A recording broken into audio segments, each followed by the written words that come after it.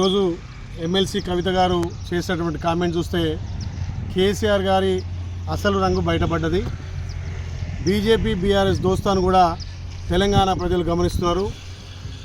గతంలోనే బీజేపీలో బీఆర్ఎస్ను విలీనం చేయాలని చెప్పి చేసినటువంటి కుట్రల విషయంలో కూడా కవిత గారు స్పందించడం, అదేవిధంగా బీజేపీ బీఆర్ఎస్ దోస్తాను కూడా ఏ రకంగా పార్లమెంట్ ఎలక్షన్లో కానీ ఎమ్మెల్సీ ఎలక్షన్లో కానీ వాళ్ళ పొత్తులు ఇలా కవిత గారి మాటల్లో తెలిసిపోయింది.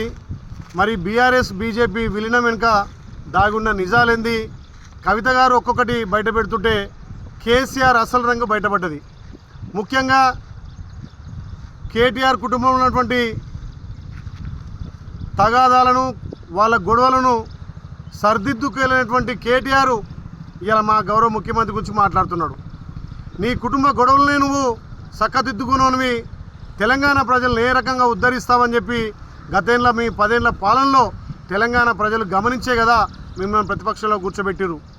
ఇలా కవిత గారు మీ సోదరి ఓ ఇంట్లో సోదరిమని ఎదుగుతుంటే చూసేవారు లేని కేటీఆర్ తెలంగాణ ఆడపడుచుల పట్ల ఏ రకంగా ఆయనకు ఉందో, ఏ రకంగా గౌరవిస్తాడో మరి కేటీఆర్ ఒకసారి ఆలోచన చేసుకోవాల్సిన అవసరం ఉంది. ఇలా కవిత గారు నిజంగా కూడా కేటీఆర్ గారి అసలు రంగు అసలు కుట్రలను కూడా బయట పెట్టింది. ఆమె మాట్లాడిన మాటలు చూస్తుంటే నిజంగా కూడా బీఆర్ఎస్ను బీజేపీలో విలీనం చేసే దశగా ముందుకు పోతుందని చెప్పి ఇలా తెలంగాణ ప్రజలు గమనిస్తున్నారు. మొన్న జరిగినటువంటి పార్లమెంట్ ఎలక్షన్లు కానీ ఎమ్మెల్సీ ఎలక్షన్లు కానీ మీరు లోపాయకార ఒప్పందం చేసుకొని చీకటి ఒప్పందాలతోటి ఇలా తెలంగాణలో 8 పార్లమెంట్ సీట్లు బీజేపీ గెలవడానికి బీఆర్ఎస్ పరోక్షంగా సహాయం చేసిందని కవిత బయట పెట్టినందుకు సంతోషిస్తున్నాం. కానీ కేటీఆర్ నీకు నోటీసులు ఇస్తేనేమో గగ్గోలు పెడుతున్నావు, మరి ఆ రోజు కేసీఆర్కి ఇస్తే ఓన్లీ ట్విట్టర్లోనే సమాధానం చెప్పినామని చెప్పి మీ చెల్లెని మాట్లాడుతుంటే మరి నీ ముఖం తలకాయ ఎడబెట్టుకుంటున్నామని చెప్పి తెలంగాణ ప్రజలు ఇలా గమనిస్తున్నారు. ముఖ్యంగా కేటీఆర్ అహంకార ధోరణితోటి ఏదైతే నీ పార్టీని నువ్వు చక్కబెట్టుకోనోనివి, ఆడపడుచును గౌరవించనోనివి, రేపు తెలంగాణలో ఏ ముఖం పెట్టుకొని మహిళల ఓట్లు అడుగుతామని చెప్పి మేము ప్రశ్నిస్తూ ఉన్నాం. కవిత చేసినటువంటి ఆరోపణలు అనుకోండి, పచ్చి నిజాలు అనుకోండి, ఇవాళ తెలంగాణ ప్రజలు గమనిస్తున్నారు. బీజేపీ బీఆర్ఎస్ దోస్తానికి ఇవే నిదర్శనమైన మాటలు, ఇదే నిదర్శనమైనటువంటి ఆరోపణలుగా కనిపిస్తున్నాయి. కాబట్టి ఏదో కాంగ్రెస్ కోవట్టుగా ఉందన్నారు. కాంగ్రెస్ కోవట్టుగా ఉండాల్సిన అవసరం లేదు.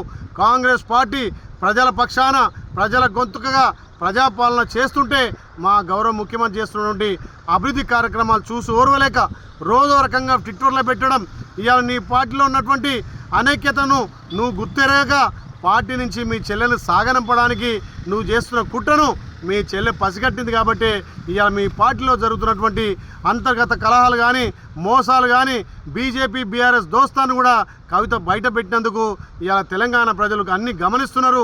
రేపు రాబోయే రోజుల్లో తప్పకుండా బీజేపీలో బీఆర్ఎస్ విలీనం చేయడానికే కేసీఆర్ పూనుకుండు. కాబట్టి కేటీఆర్ గారి నిజ స్వరూపాలను, వాళ్ళకు ఉన్నటువంటి స్వార్థ రాజకీయాలను ఇవాళ కవిత గారు బయట పెట్టినందుకు నిజంగా కూడా చాలా సంతోషం.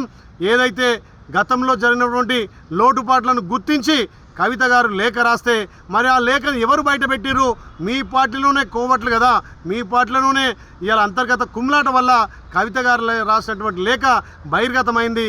ఆ లేఖలో కూడా కేసీఆర్ గత 10 ఏళ్లలో ఎట్లా ప్రజలను విస్మరించారు, ప్రజలకు ఏ రకంగా అన్యాయం చేసిర్రు, పార్టీ ఎట్లా అణగారిపోయిందో కవిత గారు చక్కటి సూచనలు మీకు ఇచ్చారు. కాబట్టి ఓర్చుకోలేక కవితను బయటికి పంపాలని చెప్పి మీ కుటుంబ తగాదాలు ఇలా మా పార్టీని రుద్దాలని చెప్పి బీజేపీ బీఆర్ఎస్ 2 కలిసి మా పార్టీ మీద దుష్ప్రచారం చేస్తున్నారు.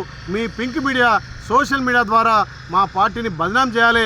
మా ప్రజాపాలన ద్వారా ప్రజలకు అందిస్తున్నటువంటి సంక్షేమ పథకాల అభివృద్ధిని చూసి ఓర్వలేక కేటీఆర్ గారు ఇట్లా ట్విట్టర్ ద్వారా స్పందించడం నిజంగా విడ్డూరంగా ఉంది. ఇప్పటికైనా మీరు బుద్ధి తెచ్చుకొని సోయి తెచ్చుకొని మీ కుటుంబాన్ని చక్కన పెట్టి మీ పార్టీని బీజేపీలో విలీనం చేస్తారా, లేకపోతే ప్రజలకు ఏ రకంగా సమాధానం చెప్తారో కేటీఆర్ చెప్పాల్సిన అవసరం ఉంది. ఇవాళ ఒక ఆడబిడ్డనే ఓర్వలేని మీరు తెలంగాణ ఆడపడుచులను ఏ రకంగా గౌరవిస్తారో కేటీఆర్ సమాధానం చెప్పాల్సిన అవసరం ఉందని చెప్పి కేటీఆర్ గారిని హెచ్చరిస్తున్నాం.